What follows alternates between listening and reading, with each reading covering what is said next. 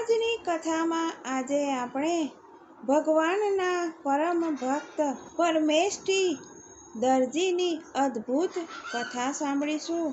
આજથી લગભગ 400 વર્ષ પહેલાંના સમયમાં એક દરજી હતા જેઓ રંગે કાળા અને કુબડા હતા। શરીરથી કુરૂપ હોવાને કારણે તેઓ ખૂબ જ ભયંકર દેખાતા હતા અને તેમનો દેખાવ કોઈને ગમતો ન હતો। શરીરથી કુરૂપ હોવા છતાં પણ હૃદયથી તેઓ ભગવાનના પરમ ભક્ત હતા। તેમની પત્ની પણ ખૂબ જ આધ્યાત્મિક હતા। તેમને એક પુત્ર અને 2 કન્યાઓ હતી। તેમને સ્ત્રી અને પુત્રનો કોઈ મોહ ન હતો।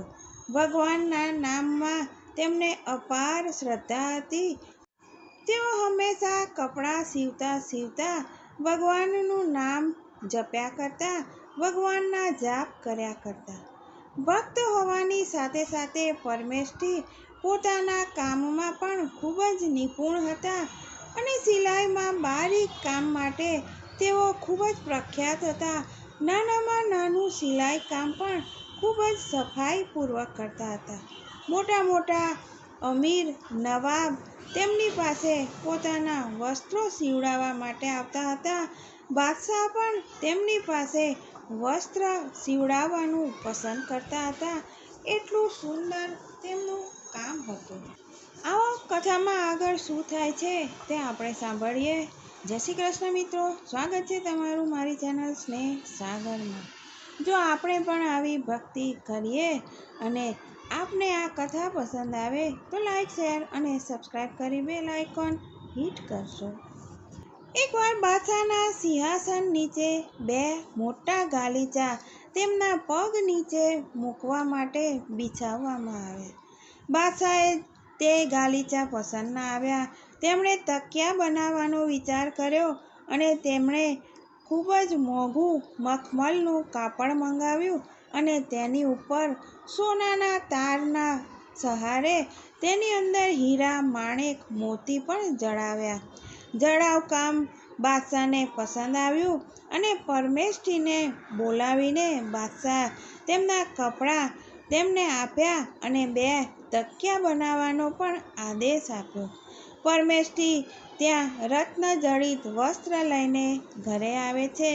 ઘરે આવીને પરમેષ્ઠી તે વસ્ત્રને ખોલીને 2 ખોલ બનાવે છે અને બંનેમાં ખૂબ જ સુગંધિત અત્તર રૂ તેમાં નાખે છે અને તકિયાની ઉપર રત્નોથી બનાવેલા ફૂલ અને પાંદડા ઝગમગ કરવા લાગ્યા અને અત્તરની સુગંધ તો એટલી બધી આવતી હતી કે આખો રૂમ, આખો ઓરડો અત્તરની સુગંધથી ભરાઈ જતો હતો।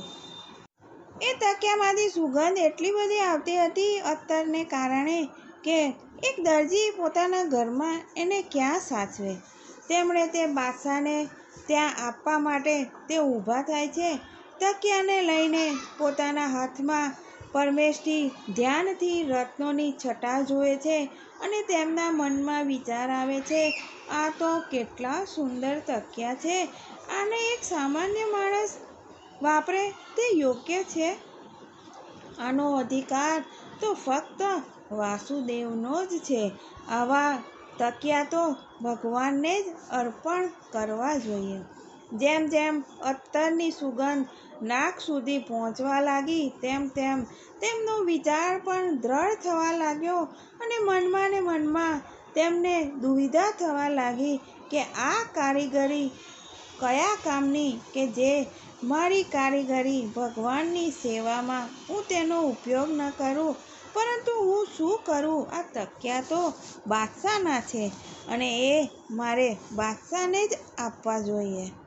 મનમાં અસમંજસે એવું સ્વરૂપ ધારણ કર્યું કે પરમેષ્ઠીને ખબર જ ન પડી કે તે ક્યાં છે અને શું કરી રહ્યા છે।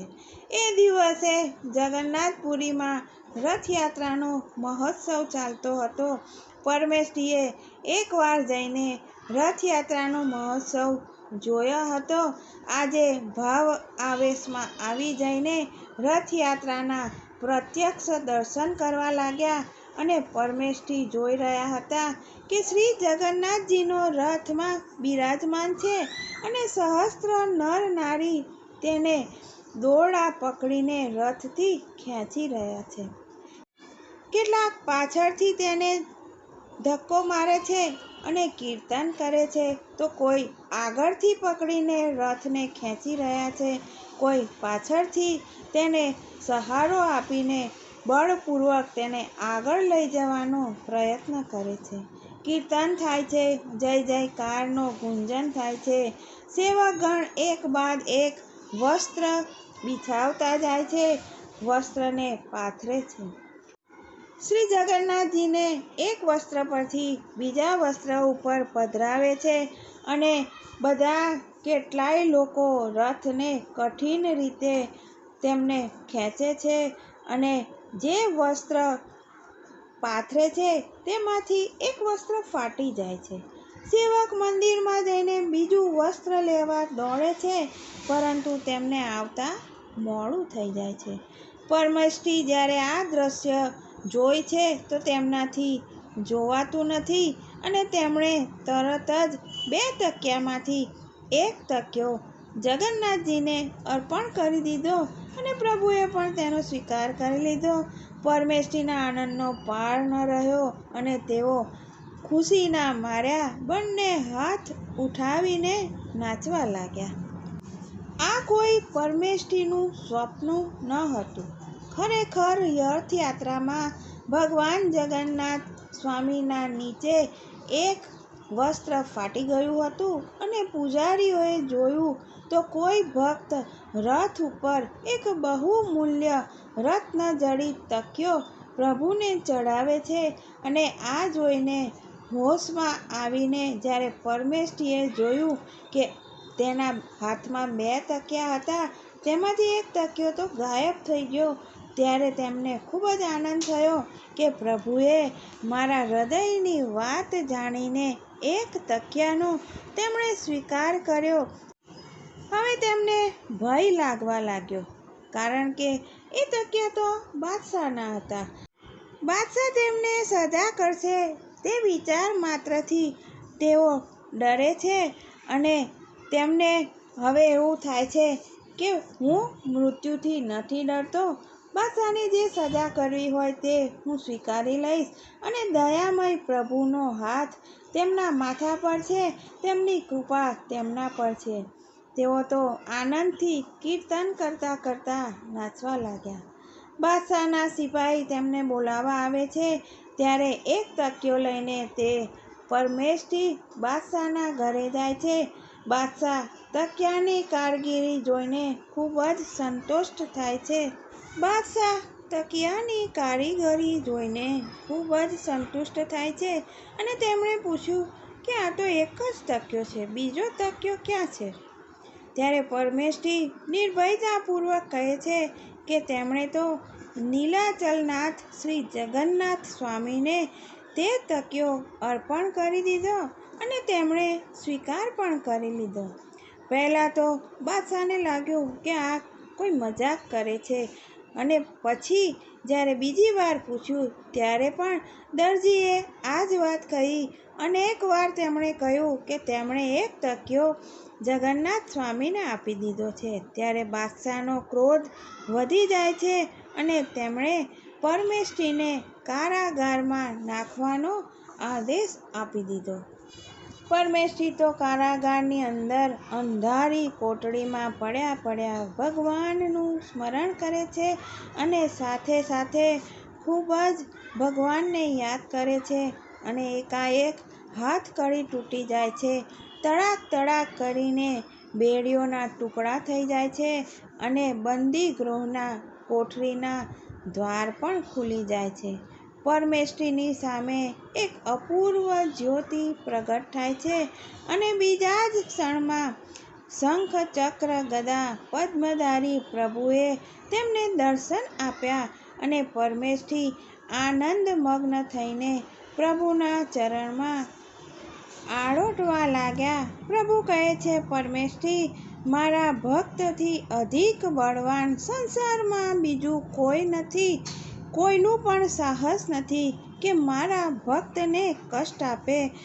પ્રભુએ પોતાના ચરણોમાં પડેલા પરમેષ્ઠીને ઉઠાડ્યા અને તેમના મસ્તક પર પોતાનો અભય હાથ રાખ્યો અને તેમને મુક્ત કરવા માટે તેઓ અંતર્ધ્યાન થયા.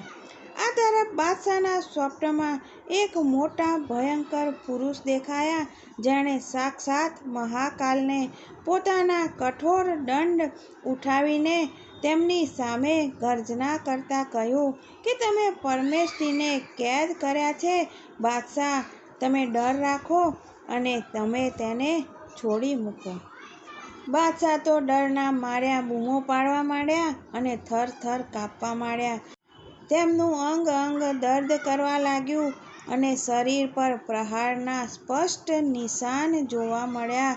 સવાર થતાં જ તેમણે મંત્રીઓ સાથે સ્વપ્નની વાત કહી અને બધાને લઈને કેદખાને ગયા. ત્યાં પહેરેદાર ઊંઘતા જોવા મળ્યા. પરમેષ્ઠીની હાથકડીઓ તૂટેલી જોવા મળી અને તેમના શરીરમાંથી દિવ્ય તેજ નીકળી રહ્યું હતું. તેઓ ધ્યાનમગ્ન હતા. તેમના ધ્યાન તૂટવા પર તેઓ વ્યાકુળ થઈ ગયા અને રડવા લાગ્યા. બાદશાહને ખૂબ જ આશ્ચર્ય થયું. તેમણે પરમેષ્ઠીની હાથ જોડીને ક્ષમા માગી અને નાના પ્રકારના આભૂષણો, વસ્ત્ર આભૂષણ આપીને તેમને સજ્જિત કર્યા અને હાથી પર બેસાડીને વાજતે ગાજતે તેમને શહેરમાં ફેરવ્યા અને ખૂબ જ ધન આપ્યું અને ચારે બાજુ ભક્ત પરમેષ્ઠીની જય જયકાર થવા લાગી.